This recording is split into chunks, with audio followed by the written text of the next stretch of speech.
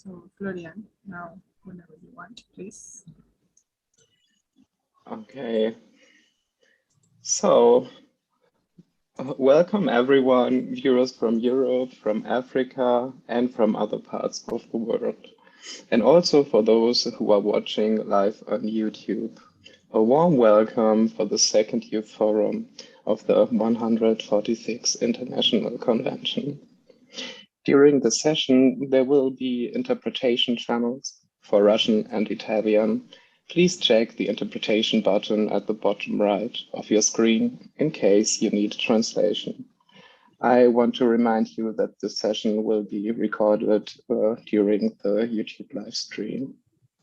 So let me introduce myself. My name is Florian and I'm 33 years old and live in Ennepetal in Germany.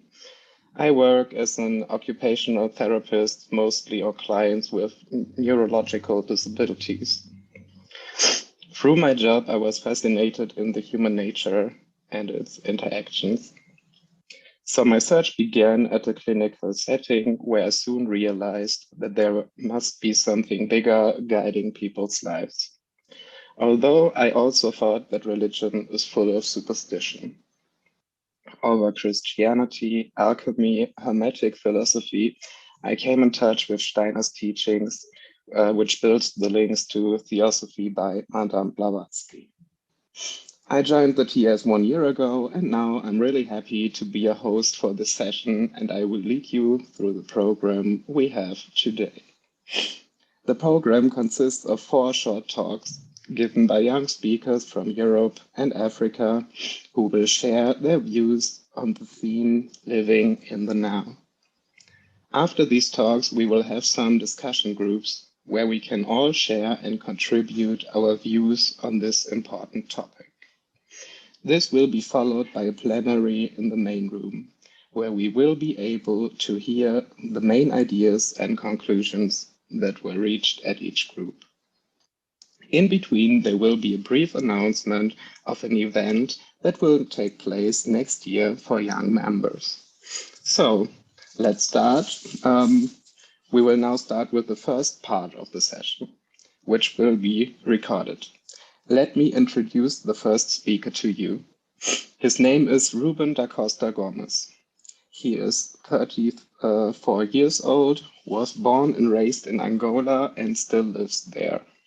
He has a bachelor's degree in commercial management and marketing. He works as a business consultant independently. Ruben is the president of the Angolan Vegetarian Association. He rediscovered Theosophy 3 years ago, and it has been the biggest and best experience he has had in his present life. Ruben asked to deliver his talk in his native Portuguese, so it will be translated for us into English by a Brazilian friend. Many thanks to that. Let us now listen to his talk on how the mind can live in the now. Okay, hello everyone. My name is Ruben Gomes. I've talked in Angola. Theosophy is independent. I want to introduce Daphne, who is other side. She is a friend of many. She's translated the text into English. Daphne. Hello, everyone. I am Daphne. I am from Brazil, and I am member of Theosophical Society of Brazil in the Generalidade Lodge in Rio de Janeiro. It's so nice to be with you guys today, helping with this work. Okay. How the mind can live in the now. So, I'm talking Portuguese, okay? HPB. HPB. Na voz do silêncio diz o seguinte. In the voice of silence says the following. A mente é assassina do real, que o discípulo mata a assassina. The mind is the murderer of the real, that the disciple kills the murderer. A mente concentrada sobre qualquer objeto The mind concentrated on an object, ela funde-se no objeto e torna-se o próprio objeto. it merges into the object and becomes the object itself. Isto é Dhyana. This is dhyana. Dhyana é o estado meditativo em que a mente vive inteiramente o momento presente. Dhyana is the meditative state in which the mind lives entirely in the present moment, eliminando qualquer tipo de fio condutor entre o passado e o futuro. eliminating any kind of thread between the past and the future. Neste estado, a mente vive no agora. In this state, the mind lives in the now. O agora é a fusão de dois pontos que são o passado e o futuro. The now is the merging of 2 points, which are the past and the future. A mesma linha temporal da mente fundida é apenas uma. It's the same timeline of the mind merged into just one. Swami Vivekananda diz o seguinte: Swami Vivekananda said the following: controla a mente, suprime os sentidos, então serás um yogi. Depois disto, todo o resto virá. control the mind, suppress the senses, then you will be a yogi. After this, all the rest will come. A mente que vive o presente tem viveka. The mind that lives in the present and has viveka. A ação da mente torna-se espontânea, não se agarra a qualquer tipo de ação. The action of the mind becomes spontaneous. It does not cling to any kind of action. Não é apanhada na recompensa, It is not caught up in reward. não espera nada em troca, It does not expect anything in return. não é atraída pelo desejo. It's not attracted by desire. Esta mente é a mente atenta, que não exclui nada e que tem a compreensão total. This mind is the mind trying, the one that excludes nothing, the one that has total understanding. Shankaracharya no Atma Buda diz o seguinte: Shankaracharya in the Atma Bodha says the following: tal como uma lâmpada de luz nos permite reconhecer as cores e as formas, just as the lamp of light enables us to recognize the colors and shapes que escondem na escuridão, that hide in the darkness, da mesma forma que a atenção da vida ao conteúdo do passado e nas projeções futuras que a mente constrói, so does the attention of life to the content of the past and the future projections that the mind constructs. contudo, quando associamos continuamente a nossa atenção ao presente, esta atenção torna-se o fogo que produz a cozedura da liberdade interior. However, when we continually associate our attention with the present, this attention becomes the fire that produces the cooking of inner freedom. Os pensamentos governam o mundo. Thoughts rule the world. Quem pode controlar os seus pensamentos é mestre do seu próprio destino. He who can control his thoughts is the master of his own destiny. A mente é karma e a mente é maya. The mind is karma and the mind is maya. As ilusões da mente são o que nos faz ver a heresia da separatividade. The illusions of the mind are what make us see the heresy of separativeness. Krishnamurti diz o seguinte: Krishnamurti said the following: Conhecermos-nos a nós próprios é a tarefa mais árdua que nós podemos empenhar. knowing ourselves is the most arduous task we can engage in. Podemos fazer tudo na vida, mas se não nos conhecermos a nós próprios, somos vazios. We can do everything in life, but if we don't know ourselves, we are empty. Aborrecidos e sem inteligência. Do and without intelligence.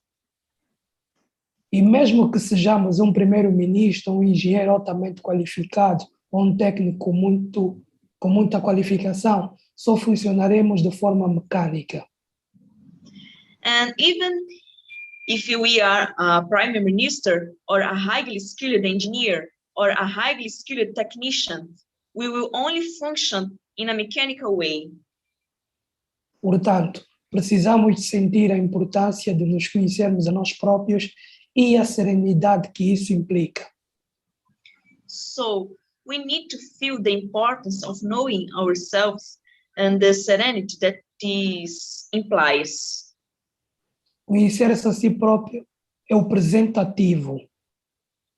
Knowing oneself is the active present. O que já aprendemos e conhecemos constitui o passado. What we have already learned and know constitutes the past. E o passado não deve dirigir o presente ativo, And the past should not direct the active present. se o faz, cria mais conflitos. If it does, it creates more conflict. Mas também este passado não pode ser rejeitado. Ele existe tanto na mente consciente como na inconsciente. But also, this past cannot be rejected. It exists both in the conscious and the unconscious mind. Agora vou finalizar com uma frase do Bhagavad Gita 2.67. I close with a sentence from the Bhagavad Gita 2.67, Que diz o seguinte: which reads as follows: a mente, quando controlada pelos sentidos errantes, rouba o intelecto, tal como uma tempestade desvia um barco no mar do seu destino. The mind, when controlled by the wandering sense, robs the intellect just as a storm diverts a boat on the sea from its destination. A costa espiritual da paz e da felicidade. The spiritual shore of peace and happiness. Thank you very much. Appreciating the opportunity. Thank you very much.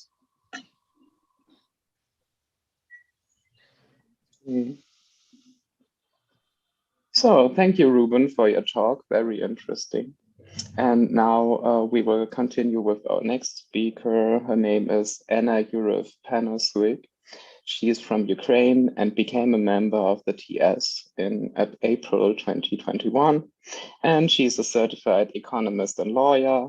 On the way of her development, self-knowledge, and search of truth, she studied and researched various spiritual healing practices, psychology of relationships, art therapy, and astrology. She's also a certified astrologer and psychologist. She currently practices psychology and art therapy for children and adults and consults on astrology. Anna also sent in advance a recording of her talk on overcoming crisis in the light of theosophy, which will be screen shared now. Hello, Anna.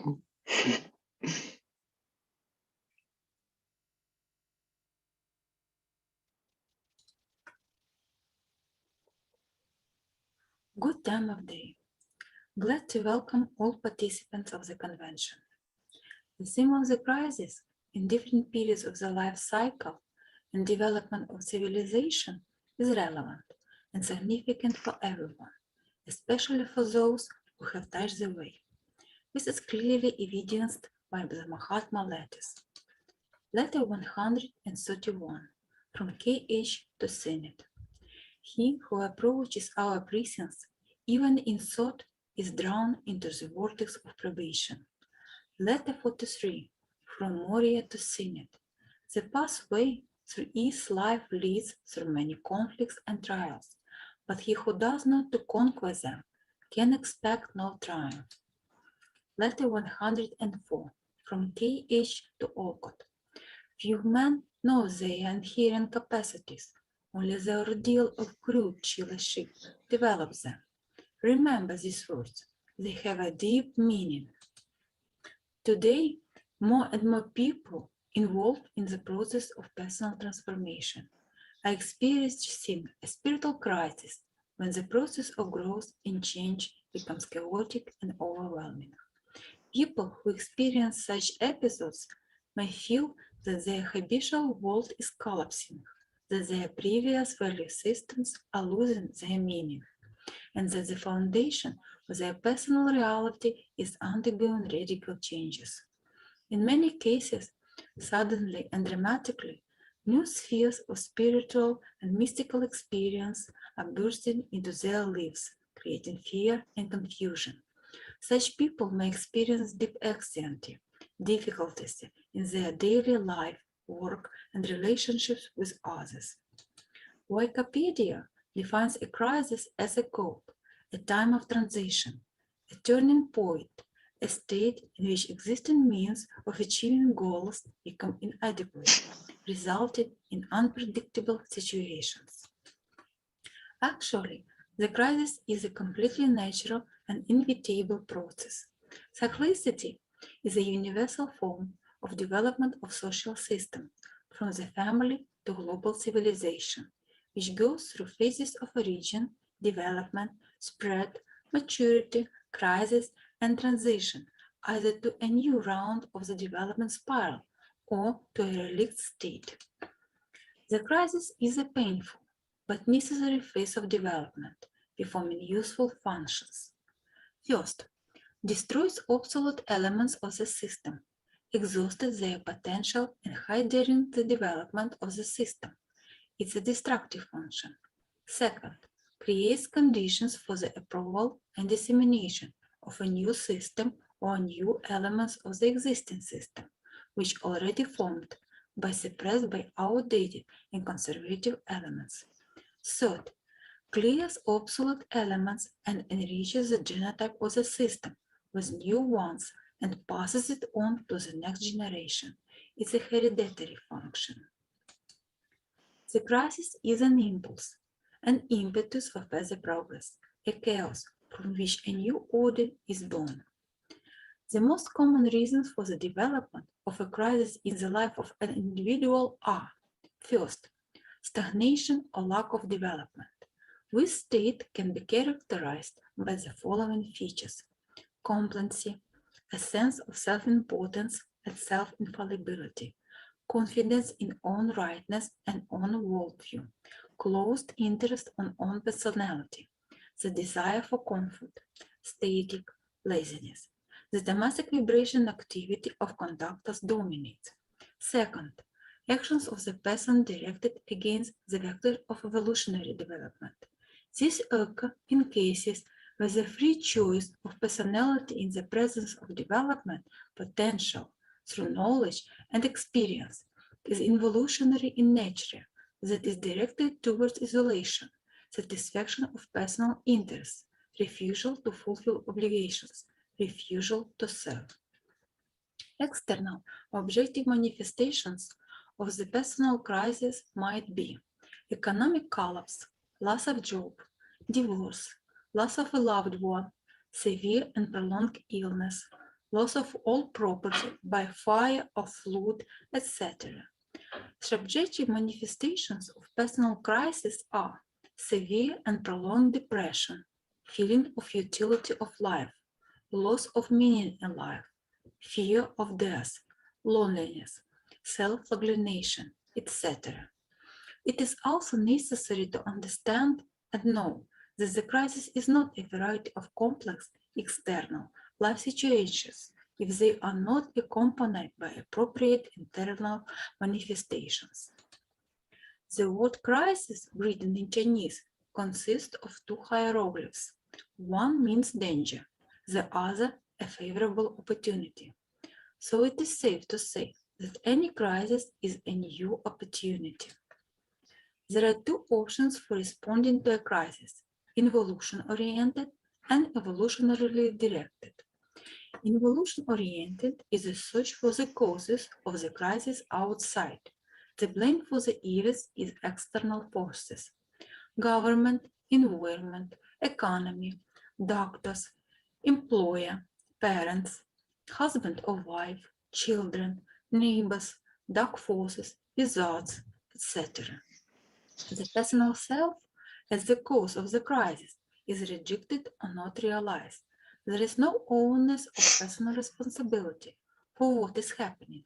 In this case, the crisis generates a negative common Panasiuk field, including low vibration fear, resistment, protest, anger, irritation, aggression, depression. A new negative karmic potential is emerging. The resolution of the individual progress when he blames the world takes insulated opposition. Evolutionary directed reaction implies the search for the causes of the crisis within one's own personality, acceptance of personal responsibility for what is happening, calm acceptance of the situation, mental, free from astral layers, analysis of what is happening, detached assessment of one's own negative qualities, an ideal that includes qualities opposite to those that cause the crisis, formation of the upper pole of a pair of opposites, a stable inner desire to achieve the image, an ideal, self-transformation with the inclusion of new qualities in their own bodies, transformation with temporary achievement of stability, harmony, and beauty. The exam was passed successfully. The crisis has exhausted itself. In the Kali Yuga era, there is one property that students could use. Now the results follow the course much faster than at any other, even at the brighter times. For all those obstacles seem insurmountable, many forces are also given to confront them. But still, what is the beneficial effects of the crisis? The crisis destroys the old, petrified and crystallized, in order to free the space for the construction of a new, more perfect. The crisis is always initiated by a person, race, nation, country, humanity, and is consistent with the laws of the universe. Crisis always has a positive vector of evolutionary orientation. The absence of crisis means the absence of development. The transformation caused by the passage of the crisis point brings a person into a state of sattva, of balance, harmony, and beauty. What can we do to change our reality, to finally reach a higher level of development? How do we release the old and let the new to come? First, we need to change our properties, the state of our mind, and thus we will change reality. What we show to the universe, the same it will show us in return. It reflects our thoughts and words. That is something like an echo. So what qualities do we need to acquire in order to live in a world where beauty, love, harmony, abundance, and justice will reign? The answer is clear. We ourselves must become love, beauty, harmony, and justice. The first thing you need to learn is to control your thoughts and emotions. Thoughts are the most effective builders of human destiny. It is necessary to learn not to allow negative, destructive thoughts and emotions into the consciousness. For strong emotions destroy, first of all, the person and his physical body. It is necessary to begin with not becoming the receivers of other people's negative thoughts and ideas, and to become transmitters of the bright, pure, beautiful, and joyful thoughts. And only then our lives will begin to change. To understand how to become happy and healthy, how to get out of the crisis, and move to a higher level of consciousness, we need to regain lost knowledge of how the world works, how everything works, knowledge of the laws of space and nature. Without knowledge of the structure of the world, life and its laws, without their observance, we follow the path of suffering. We are engaged in the destruction of ourselves and everything that surrounds us. But you can learn to manage both, your destiny and crisis, knowing about them and going through them correctly. And they will not be the catastrophes, but passages to the new stage of evolution. And to know how, we have to learn. Thank you for your attention. I wish everyone success and joy on the path of the disciple.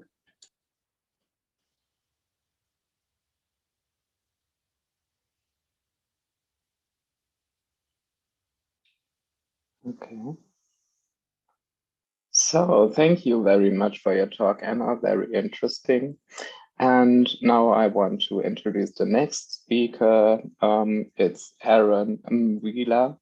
He's from Zambia and attends the Theosophical Society in Mufurila Lodge.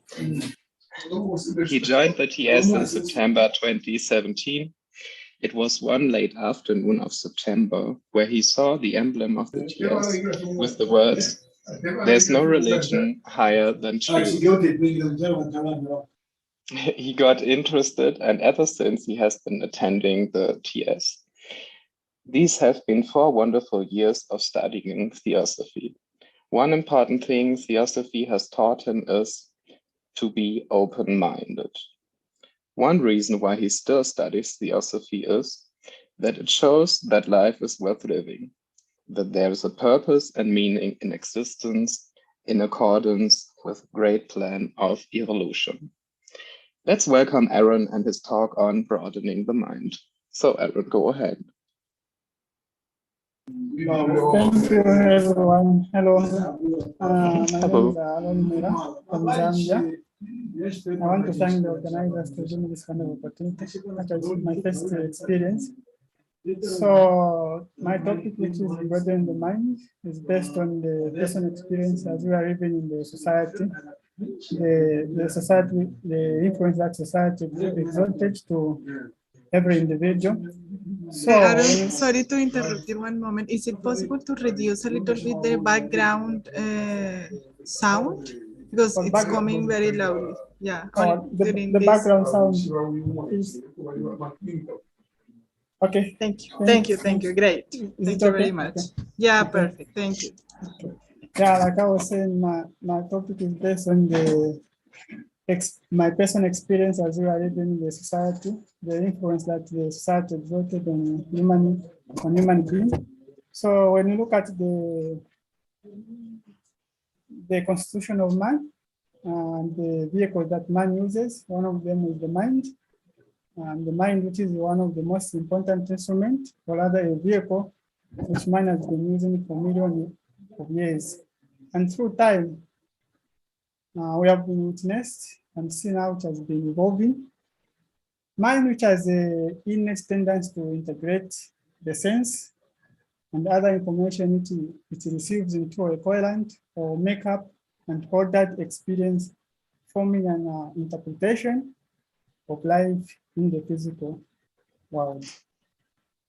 Which means every experience, every activity is always stored in the unconscious mind or as a memory. And this personal experience has the conditioning effect as we continue living.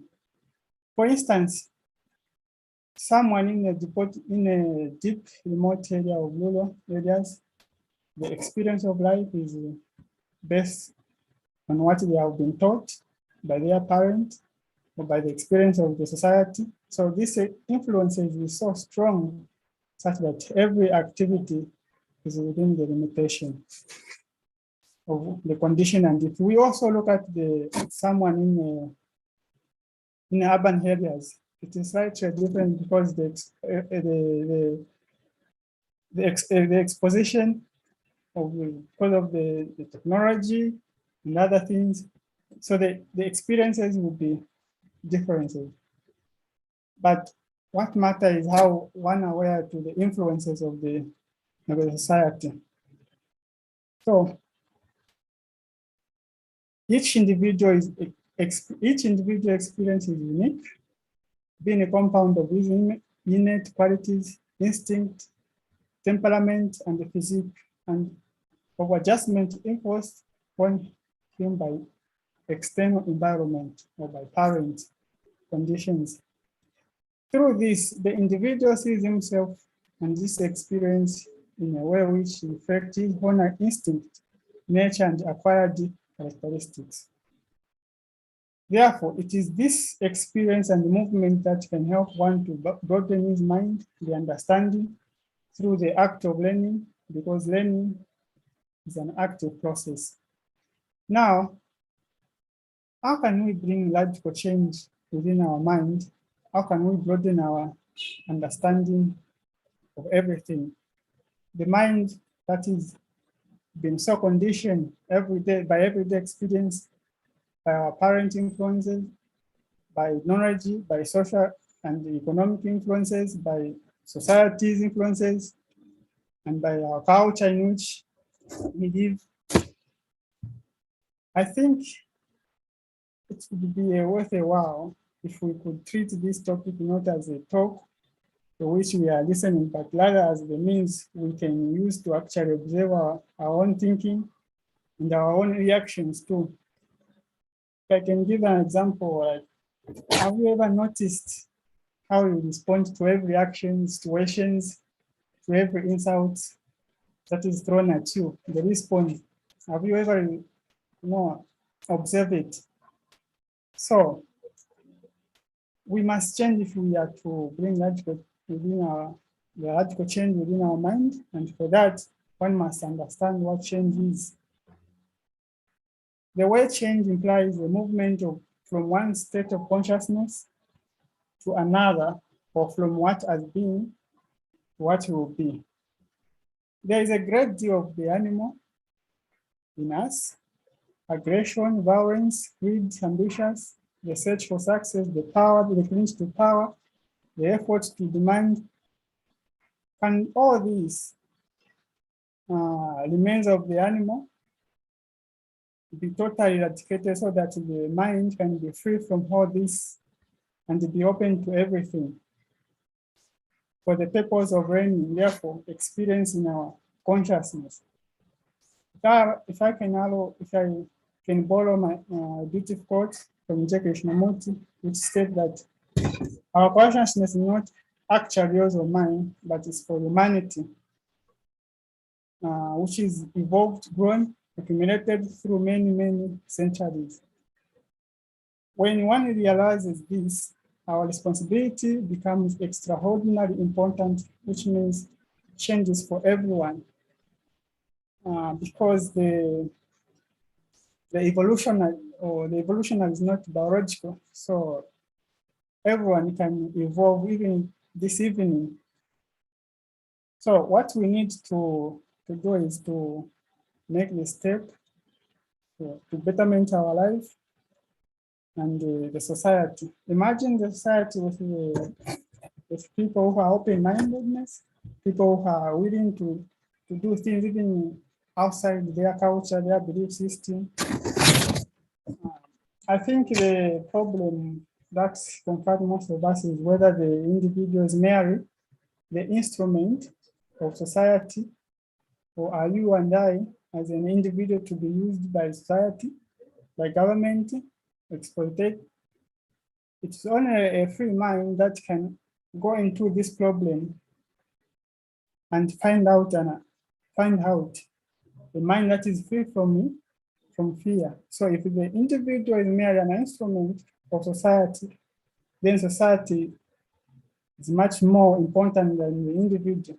But if society exists for any pattern or rather for individual, then the function of the society is not to make an individual to conform to any pattern, but give him the hedge, the freedom for the understanding and the realization, the importance of unity, of life, of oneness, because consciousness for humanity. And that can only be achieved by the mind, which is so open to learn. So a mind that wishes to understand a problem must not only understand the problem completely fully, but must also be followed swiftly, because the problem is never static. A challenge is always new. Approaching a challenge without memory, the mind won't be solve the problem.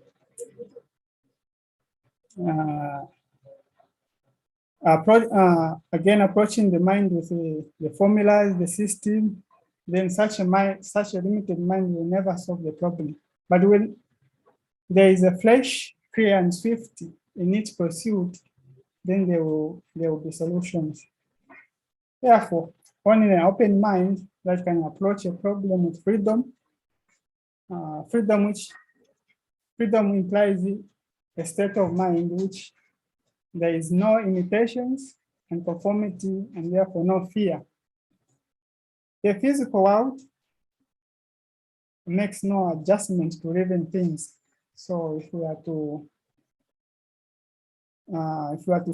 to survive, we have to adjust or shape ourselves to each natural physical laws, and maybe use this to our own advantage as we are living. Man, throughout and generation to generation, has been exposed to change, to new things. So living in a now, or rather living in a new normal to adapt, no longer need to,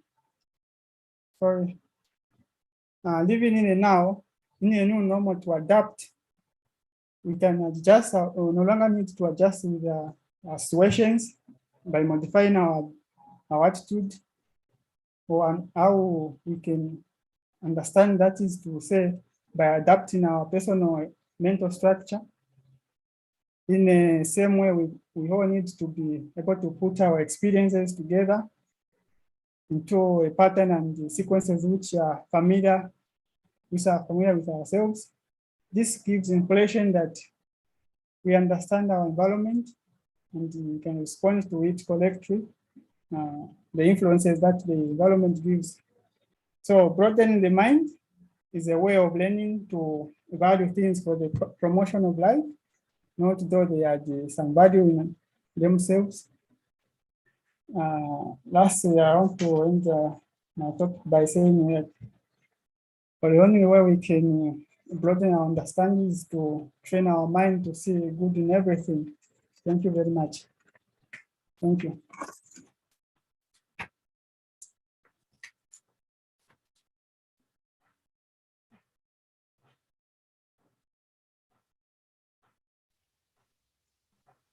So, thank you, Aaron, for sharing your views with us. And now I will introduce the next and final speaker, Lilla Schabó. She's from Budapest, the capital city of Hungary. Currently, she's working at a multinational company as a supervisor.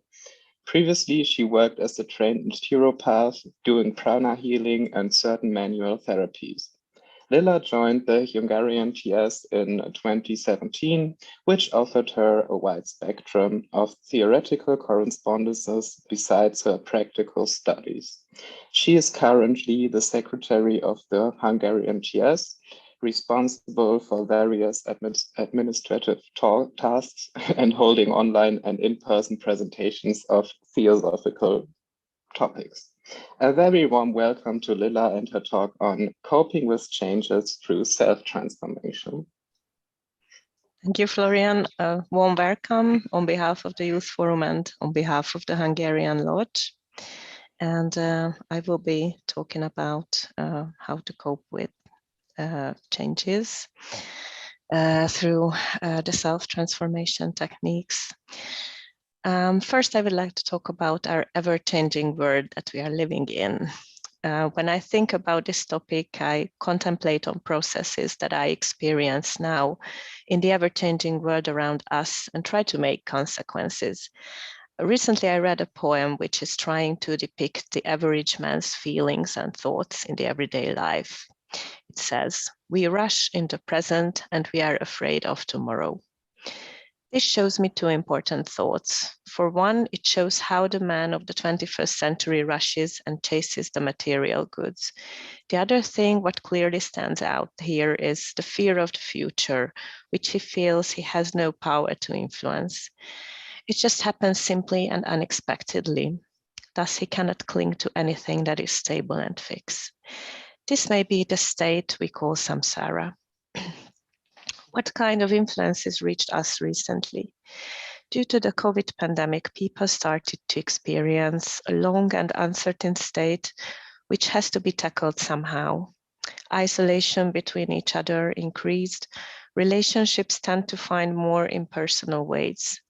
The number of traveling abroad decreased due to the pandemic. The physical isolation between countries and nations started. In many cases, the close physical contact, like lockdown, where family members were locked in together to tiny spaces, caused a wreck in the close human relationships. The contact among each other was placed to online spaces. For example, doctors are diagnosing online. Content on the internet became fully accessible for youngsters, like negative things, drugs, or even adult contents. On the other hand, we have less and less teachers, although proper education would be a primary resolution for the issue.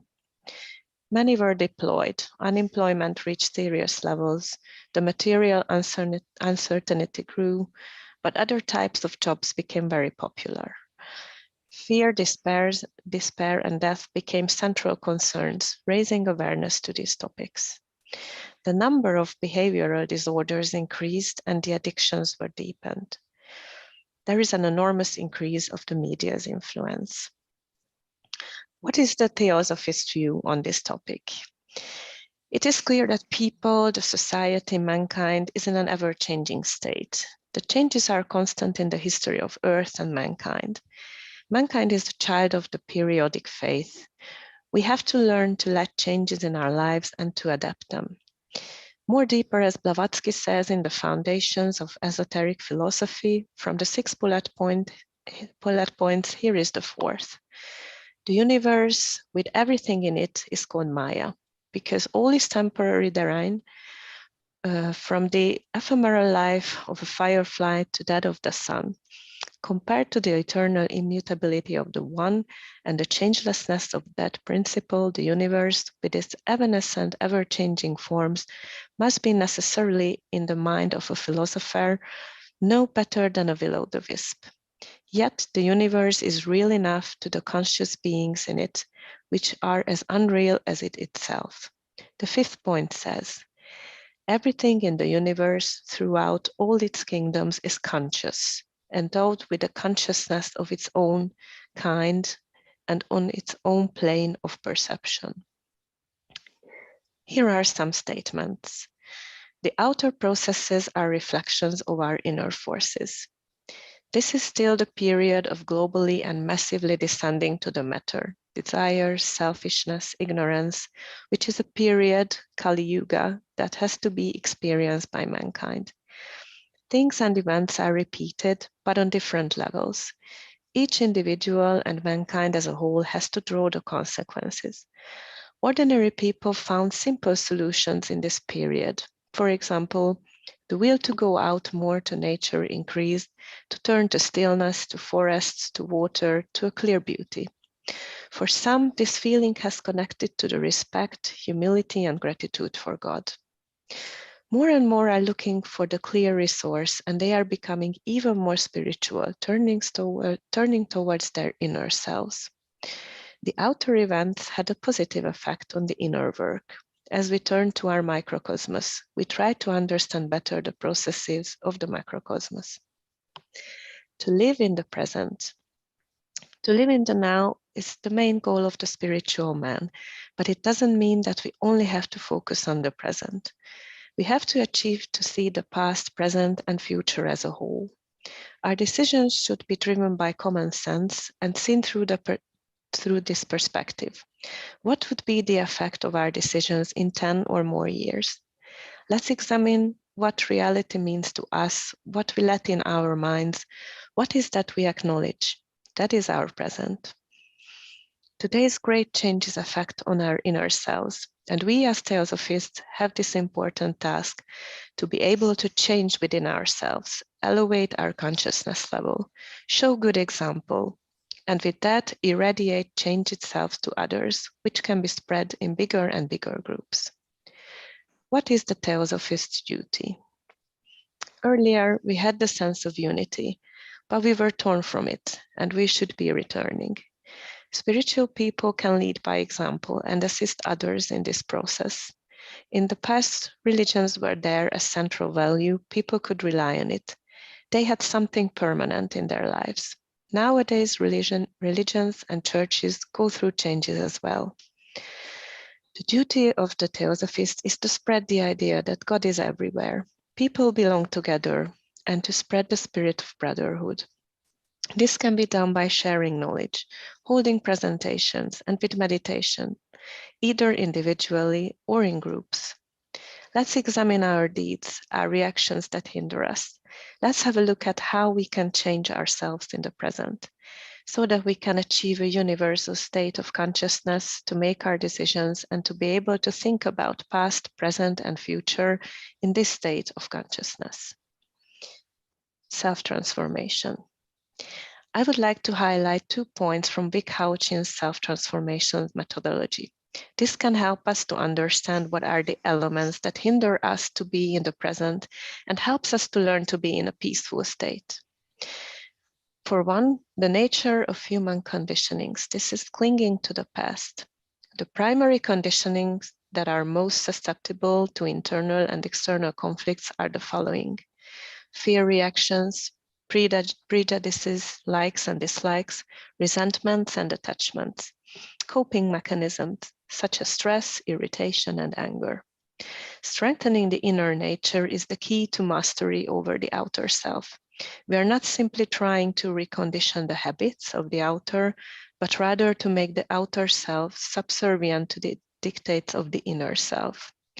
The third part of the self-transformation is self-mastery. This is devoted to neutralizing undesirable conditioning and forming wholesome ones. Such change is based on clarity about one's values and priorities. For the second, worry, fear of the future. Worry serves a very useful function. It prods us to attend to unresolved problems. Thus, it prevents us from becoming irresponsible individuals. The problem, however, is that worry is also a major source of human unhappiness. How to eliminate worry? These are the steps that can eliminate the burden of worrying. Clarify the object of worry. When the nature of the problem is unclear, the problem cannot be solved. There is a difference between anxiety and worry. Anxiety is a vague feeling, whereas worry is specific. Therefore, if anxiety is felt, its cause needs to be pinpointed. When it becomes clear, then it is converted to worry, which can be then resolved. You can brainstorm on alternative solutions. Brainstorming is a creative process that allows all ideas to be entertained. Brainstorming is best done with other people who can present angles or viewpoints that one may be blind to. Identify viable alternatives. After brainstorming, the ideas that are most viable are chosen. Put deadlines on each action. Target dates for the accomplishments of these viable actions are set. Accomplish the chosen actions to the best of one's ability. The subconscious must be convinced that one's level best is being done. Only then will it cease to worry. After having done one's best, the consequences must be accepted, whatever they are. We cannot do more than our best, even if the world crumbles down. As Annie Besant wrote, "Whatever is beyond my best is no longer my duty." Thank you for your attention.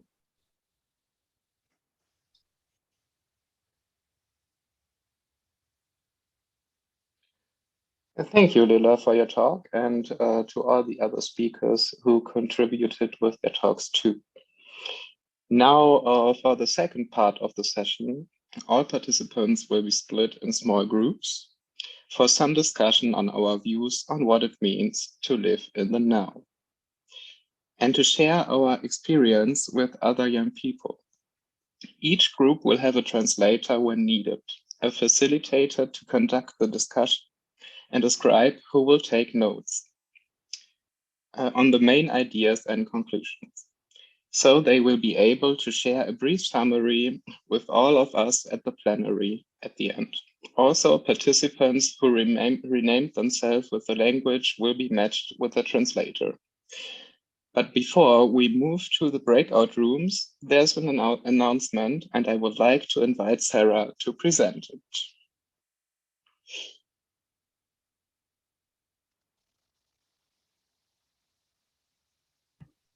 Sorry, now I just unmuted. Hi, everyone. Okay. Yeah. Hello, we can't see you, or I can't see you. Can you see me now?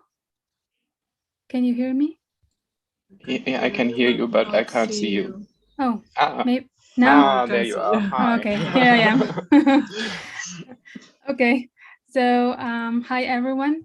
I would like to say just a few words about an exciting event that has been confirmed for next year for us young theosophists to hold an international gathering of young theosophists. This will take place next year in one of the 3 international theosophical centers in the Netherlands in Europe. Today I speak on behalf of the organizing committee, which will be working together in the next coming months to plan and organize this event. We really hope that many young members from different countries around the world will be able to attend and to share this experience. Our views on theosophical teachings, volunteering at the ITC, finding ways to be of service, as well as gathering inspiration to face the challenges of the future from our young perspectives. Moreover, President Tim Boyd will be present during this gathering. And now I will show you a little preview we have prepared with some basic information regarding the dates of this event and some of the program activities.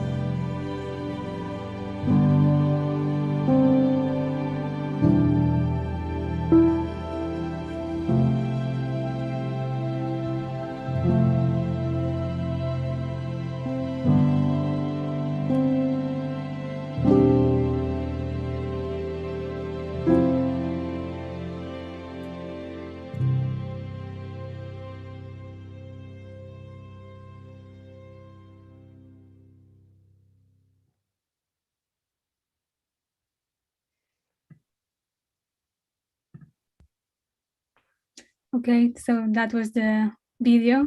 In case anyone has questions, you can raise now your hands. I think we have some minutes to spare.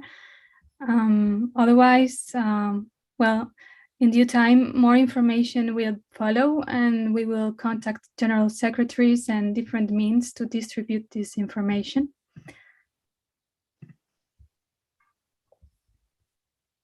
that if there are no questions, we will move to the next part of the program.